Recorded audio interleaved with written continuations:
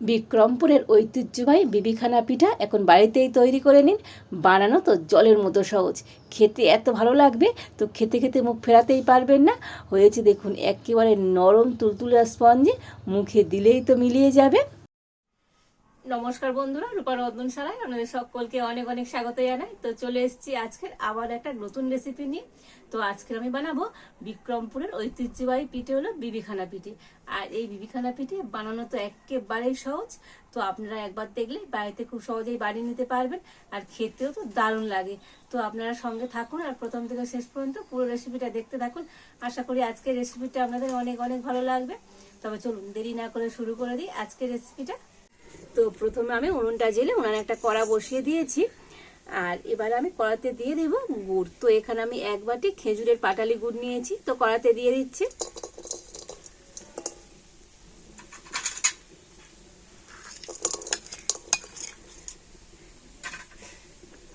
আর দিয়ে দেব ওই একই বাটি মাপ করে 1 বাটি জল।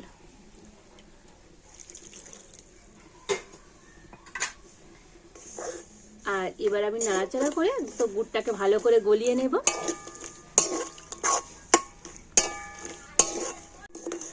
তো দেখুন গুড়টা ভালো মতো গলে গিয়েছে, আর এবার আমি গুড়টাকে একটু ফুটিয়ে ঘন করে নেব।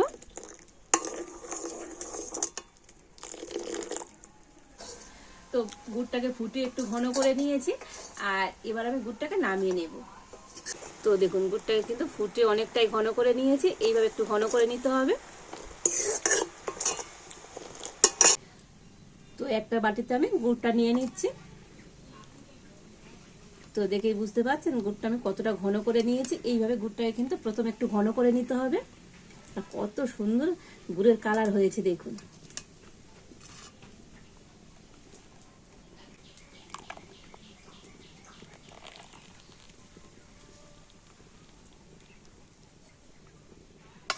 আর এখানে আমি নিয়েছি একটা বাটি মাপ করে হাফ বাটি টক দই। তো টক দইটা একটা জায়গাতে করে নিয়ে নেব। তো আপনারা এখানে টক দইয়ের পরিবর্তে ডিমও নিতে পারেন। আর এবার একটা ব্লেন্ডার দিয়ে প্রথমে টক দইটা একটুখানি ফেটিয়ে নেব।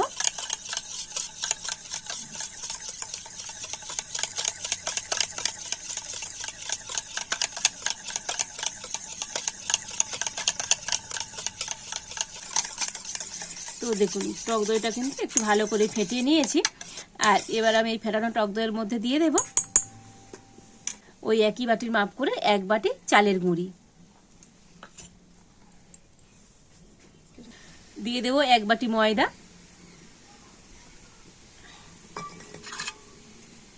সামান্য পরিমাণে একটু লবণ দিয়ে দিচ্ছি।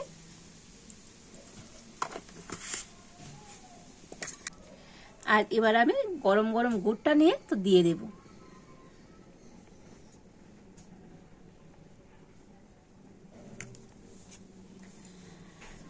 তো এবার আমি সমস্ত কিছু একটু ভালো করে মিশিয়ে নেব।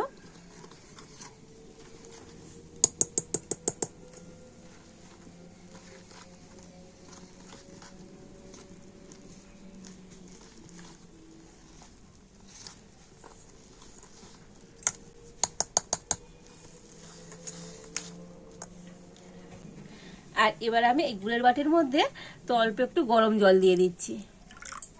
তো গরম জল দিয়ে তো গুড়ের বাটিটা ধুয়ে আর দিয়ে দেব।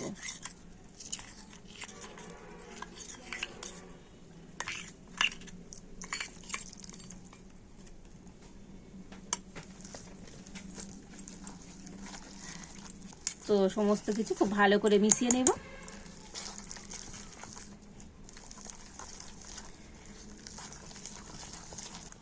তো দেখুন ব্যাটারটাকে কিন্তু সুন্দর করে এইভাবে ফেটিয়ে নিতে হবে।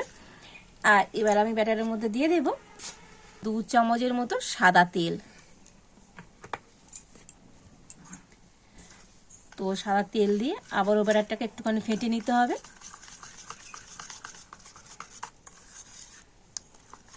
তো দেখুন সাদা তেল দিয়ে ফেটিয়ে নিয়ে দিয়ে দেব নারকেল। তো এখানে আমি নারকেলটা একটু এরকম ছোট ছোট টুকরো করে কেটে নিয়েছি। তো এই নারকেলটা এখন আমি ব্যাটারের মধ্যে দিয়ে দেব।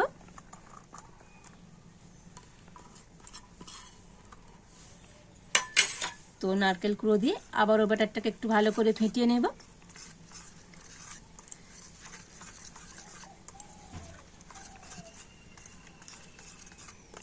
তো এখানে আপনারা পোড়ানো নারকেলও দিতে পারেন, তবে নারকেলটা এরকম একটু স্লাইস করে কেটে দিলে তো পিঠেটা যখন খাবেন তো মুখে পড়লে নারকেলগুলো খেতে ভালো লাগবে পিঠেটা। তো নারকেলের টুকরোগুলো দিয়ে আবারও ব্যাটারটা ফেটিয়ে নিয়েছি। আর এবার আমি সবশেষে এই ব্যাটারের মধ্যে দিয়ে দেব তো হাফ চামচ বেকিং পাউডার, আর দিয়ে দেব অল্প একটু এলাচ গুঁড়ো।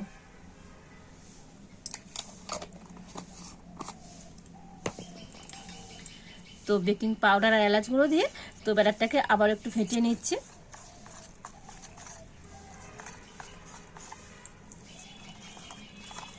তো দেখুন সমস্ত কিছু দিয়ে ব্যাটারটাকে কিন্তু খুব সুন্দর করে ফেটিয়ে নিয়েছি। আর দেখুন ব্যাটারের ঘনত্বটা ঠিক এইভাবে করে নিতে হবে।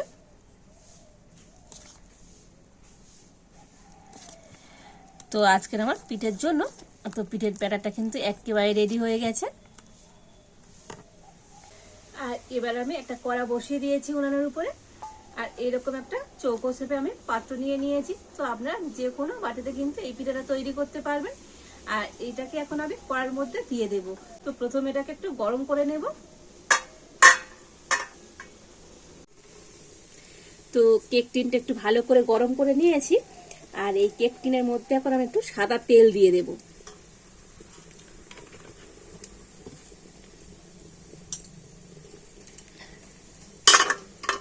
আর এবার একটা ব্রাশ নিয়ে তো কেক টিনটাতে এই সাদা তেলটা খুব ভালো করে লাগিয়ে দেব।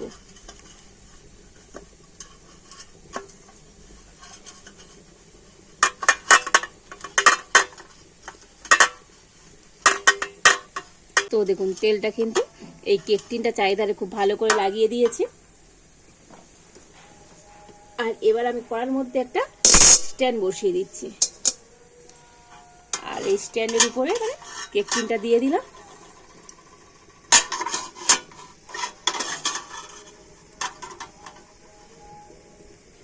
আর এবারে আমি এই কেক টিনের মধ্যে ব্যাটারটা নিয়ে দিয়ে দেব।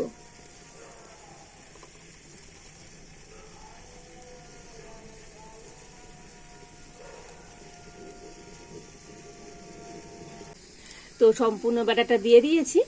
আর এবার আমি একটু নারকেল কুড়ো নিয়েছি, তো ব্যাটারের উপর দিয়ে দিয়ে দেব। এতে করে পিঠেটা দেখতে যেমন সুন্দর হবে, খেতেও তো দারুণ লাগবে।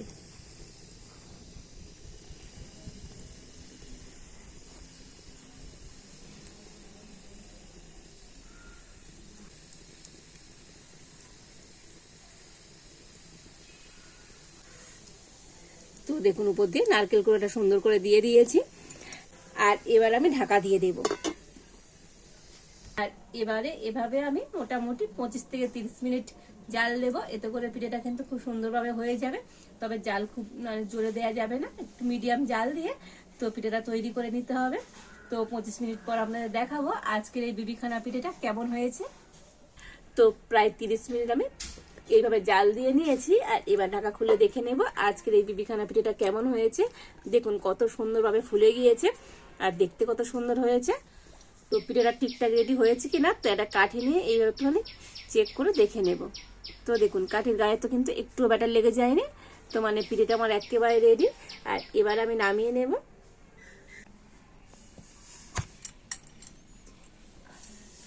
আর এবার আমি পিঠেটাকে ঠান্ডা করে নেব। তো এখন গরম আছে, তো গরম অবস্থায় পিঠেটা উঠবে না। তো ঠান্ডা করে আপনাদের দেখাবো আজকের এই বিবিখানা পিঠেটা কেমন হয়েছে। তো পিঠেটাকে একটু ঠান্ডা করে নিয়েছি। আর এবার আমি পিঠেটা তুলে নেব। তো একটা প্লেট দিয়ে তো পিঠেটাকে প্লেটের উপরে উল্টে দেব। আর দেখুন কত সুন্দরভাবে পিঠেটা ছেড়ে গিয়েছে, কত সুন্দর দেখতে হয়েছে দেখুন। তো অসম্ভব সুন্দর হয়েছে আজকের এই বিবিখানা পিঠেটা। আর এবার একটা ছুরি নিয়েছি, তো ছুরি দিয়ে পিঠেটাকে কেটে নেব।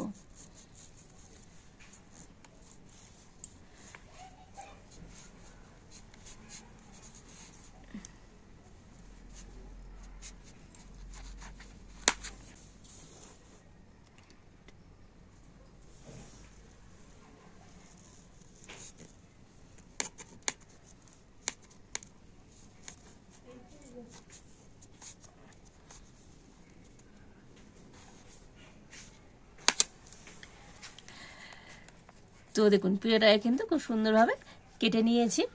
কত সুন্দর হয়েছে দেখুন ভিতরটা। তো অসম্ভব সুন্দর হয়েছে আজকের এই বিবিখানা পিঠেটা।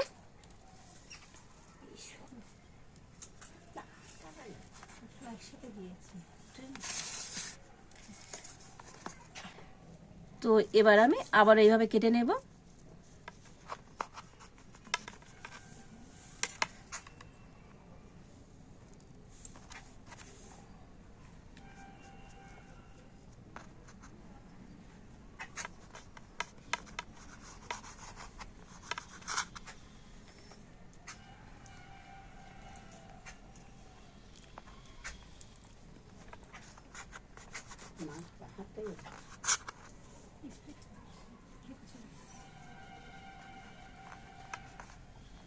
তো দেখুন পিঠেগুলোকে প্লেটের মধ্যে সুন্দর করে সাজিয়ে নিয়েছি।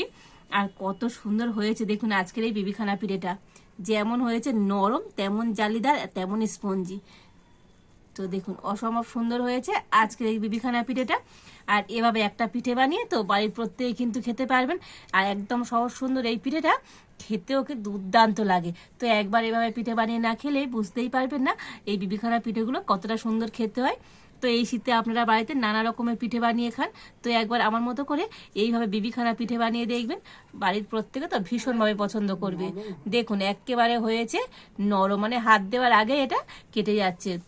অসম্ভব সুন্দর হয়েছে আজকের এই বিবিখানা পিঠেটা, যেমন নরম তেমন জালিদার। তো দুর্দান্ত হয়েছে। তো এই শীতের সময় একবার হলেও আমার মতো করে তো আপনারা এই বিবিখানা পিঠেটা বাড়িতে বানিয়ে দেখবেন, খেতে তো দারুণ হবে। আর আজকের আমার এই বিবিখানা পিঠের রেসিপিটা আপনাদের কেমন লাগলো তো অবশ্যই কমেন্ট করে জানাবেন। ভালো লাগলে লাইক শেয়ার সাবস্ক্রাইব করবেন। তো আজ এই পর্যন্ত, আপনারা ভালো থাকুন সুস্থ থাকুন, দেখা হচ্ছে নতুন কোনো একটা রেসিপি নিয়ে।